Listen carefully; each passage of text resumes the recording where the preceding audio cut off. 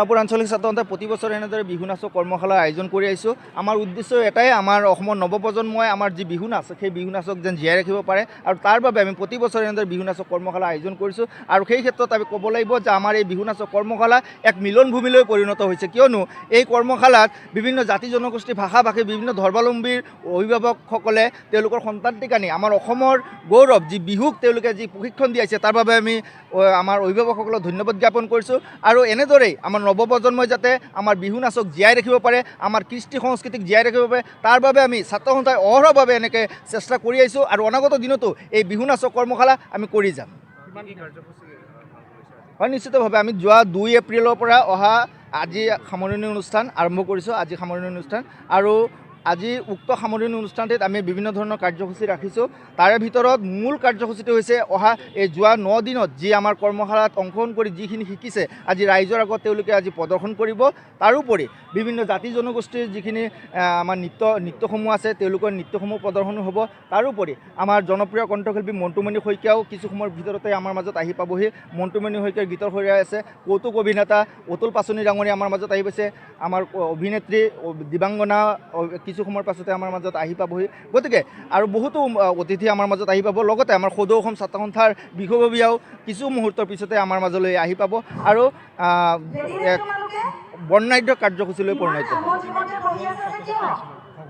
হয়, আমাৰ প্ৰায় 1500লৈকে আমাৰ ছাত্ৰ ছাত্ৰী হৈছে। আমাৰ পঞ্জীয়ন মতেদি প্ৰায় 1500 আমাৰ ছাত্ৰ ছাত্ৰী হৈছে, আৰু আমি আশাবাদী আমি অহাবাৰলৈ যাতে আমি 2000 কৰিব পাৰোঁ, কিয়নো আমাৰ বিহু নাচক আমি জীয়াই ৰাখিবলৈ, আমাৰ গৌৰৱক আমি জীয়াই ৰাখিব লাগিব।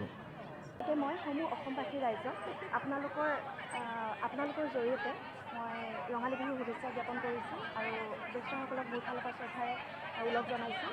আৰু ইয়াৰ অভিজ্ঞতা বুলি ক'বলৈ যাওঁতে অসমৰ বিভিন্ন জেগাত আমি ঘূৰি ফুৰোঁ বিহু শিকোৱা বিহু আখৰাক লৈ পেলাই। প্ৰতিডোখৰ জেগাতে এটা নতুন নতুন অভিজ্ঞতা হয় আমাৰ। ইয়াতো সেই তেনেকেই কিছুমান তিতা কিছুমান মিঠা থাকে, কিন্তু ইয়াত আহি বেয়া লগা নাই, ভালেই লাগিছে। কাৰণ সৰু কণ ল'ৰা ছোৱালীৰ পৰা আৰম্ভ কৰি আপোনাৰ মানে গোটেই ডাঙৰ জ্যেষ্ঠ সকলো আহিছে, সদায় চাবলৈ আহে। ভাল লাগিছে উৎসাহটো দেখি। আৰু মই এইটোৱে বিচাৰোঁ যে আমাৰ প্ৰকৃত বিহুটো বিহু হৈ থাকক। মানে যিটো প্ৰকৃত বিহু, আমাৰ বিহুটো যাতে মানে আমি কিছুমান এতিয়া এনেকুৱা নাচনি মই পাইছোঁ, কেছেটৰ ভিডিঅ' মানে এলবাম চাই পিনে বিহু শিকিব নোৱাৰে। এলবামত আমি মই নিজেও এলবাম কৰা ছোৱালী, তো মোক ধুনীয়া দেখাবৰ কাৰণেহে মই এলবামখনত কেমেৰাৰ সন্মুখত মই থাকিম, কিন্তু প্ৰকৃত বিহুটো আমাৰ সেইটো নহয়।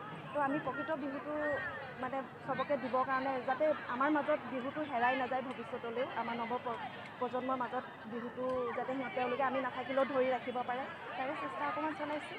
কিন্তু মোৰ ভাগ্য আছিলে যে জুবিন দাৰ জেগাত মই মোৰ নিজৰ অভিজ্ঞতা মই দেখাব পাৰিছোঁ। মই কিবা এটা জনা বস্তু মই সৰু ল'ৰা ছোৱালীখনক মই শিকাব পাৰিছোঁ। সেইটো কাৰণে মই নিজেও ভাগ্যৱান বুলি মই ভাবোঁ। Thank U.